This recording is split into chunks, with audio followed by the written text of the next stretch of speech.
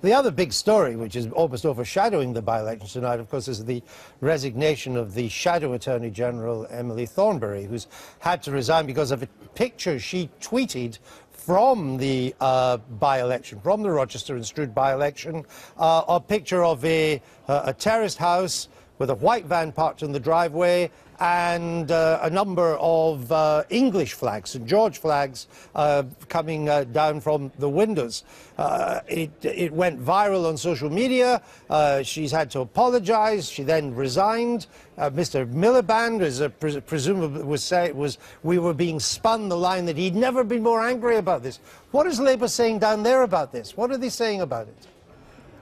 What is extraordinary about this Emily Thornberry story, I've been chatting to Chris Bryant, who is Labour's senior figure here on the ground, is that Labour were quite looking forward to this by-election because it would mean they weren't in the news for a few days. They never anticipated winning here. They needed a credible third place, and we'll find out in a few hours whether their numbers add up to that. But they were quite glad that, you know, all the headlines would be about UKIP and the Conservatives, and there were lots of awkward questions about David Cameron and would there be other Conservatives who were wanting to defect, and it would get Ed Miliband and Labour and woes and troubles and jitters and all the rest of it off the front pages, and another party could have an outbreak of the jitters for a few days. And then, lo and behold, 26 minutes after the polls close, and bang, Labour are all over the news again because of that one tweet. It didn't even take 140 characters, did it? It took one word and one picture, and then a almighty series of tweets saying that she'd been incredibly snobbish and how could somebody from Islington be so naive and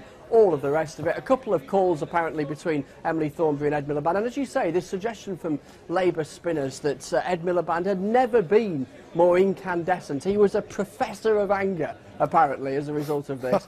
Steam pouring out of his ears, and Emily Thornberry deciding that her time as Shadow Attorney General would be no longer, no more. And there we have, on the front page of the biggest selling newspaper in the country tomorrow, on a day where the Conservatives are going to lose, in all likelihood, a second seat to UKIP, who's on the front page? Labour. Something that they acknowledge, Chris Bryant was saying to me a little earlier on, is unfortunately for them, a spectacular own goal. All right, Chris, thanks for that. We'll let you go and do a bit more sneaking and snooping around to see what you can find out. Then we'll come back to you at the count. Let's put that picture of the Emily Thornberry tweet back up on the screen again so we can have a look at it. She was down campaigning and in the constituency today, and she saw that. There we have it. She saw this. She took a picture of it and she tweeted it. Vernon Cocker, what's wrong with that picture? Well, I think it did cause offence to a wide range of people who thought that it implied certain things in terms of white vans and the flag, and I think therefore it made it difficult for Emily. But I mean, look, when I looked at it and when the vast majority of us look at it, we see the English flag. We're proud of that. Labour is a patriotic party, and we should be proud of flying the flag. So I've flown the flag myself. You have indeed? I have flown the flag myself, and also when I look at the white van there, people like myself, I know UKIP like to portray us as being out of touch. I like to see a van like that because my son, who's a plumber, drives a van like that at work. Although I have to say it's silver, so just so I'm perfectly accurate about this, I'm glad business is good. But let me just say about... But no, I want to ask you this. Do you think any of that was going through her mind, though? I think that to say that Emily Thornberry in any way was sneering, I think is wrong.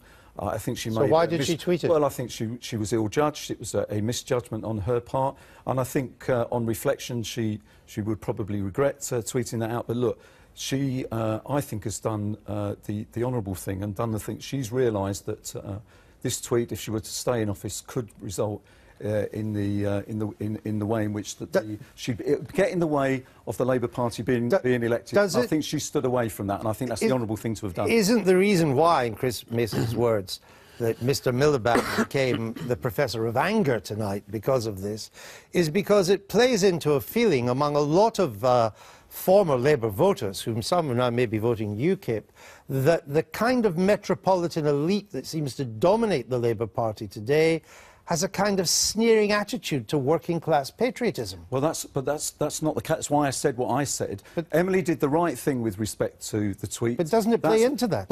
Well, Emily did the right thing. She resigned because she didn't want to be the story, and I think she deserves credit for that. What I'm saying to you, Andrew, is there's a way of... Well, she was probably forced to. Mr. Miliband She wasn't forced, but there's a way of... Oh, she wasn't? So, not as far as I'm aware, she wasn't forced. But look, what I'm saying to you is that I'm a senior member of the Labour Party. I'm part of the North London, but I was born in Westminster Hospital, the son of a police officer on Fortis Green Road in North London. My son's a plumber.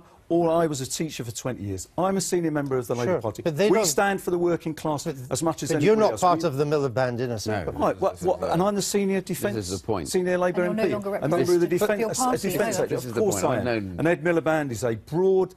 is a person who includes a whole range of opinions within the party. And that's why I'm saying I stand for the Labour Party as much as anybody else, and we are fighting as hard as anybody else to retain the confidence of working class people as well as everybody Ian else. Duncan Smith, is there not a little bit of hypocrisy about this going on here? I mean, does your neighbour have 3 flags flying out the bedroom window and a big van parked in the lawn?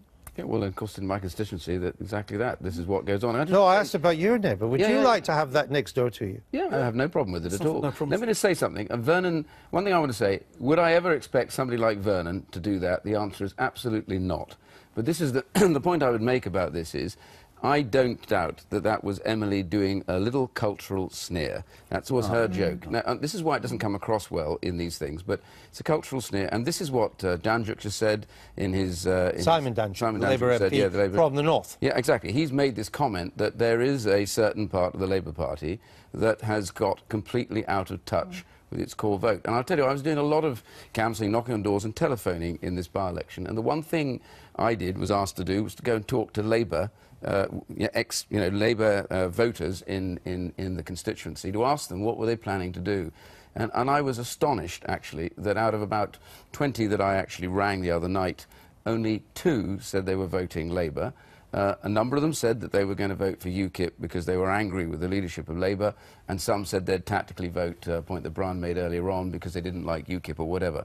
But the point was, there was not one of them saying they were desperate, and the point they came across was, Labour being out of touch. Now, we all have our own political problems, every party does, but this thing, I thought, summed up one of the real problems that Mr Miliband has got at the moment, is that when you go outside of parts of London, you start to meet this straight away, as they don't sense that this leadership represents... That may be true, but in years gone by, the kind of people who maybe have these flags and be a sort of self-employed white van man would have voted for you, would have voted Conservatives. Now they're voting for UKIP. I personally think that in the run to the next election, my view is that this is a group of people who are waiting now to see who is most going to represent them come the time for government. But they might think think that that is the up son... there for grabs. May think, same happened in 1979. Mrs Thatcher made exactly that same pitch. But they may think that the son of a North London Marxist professor and the son of a Tory toff who went to Eton and Oxford are both pretty much out of touch with what they have to deal with. That's the challenge for the political parties at Westminster, is to be able to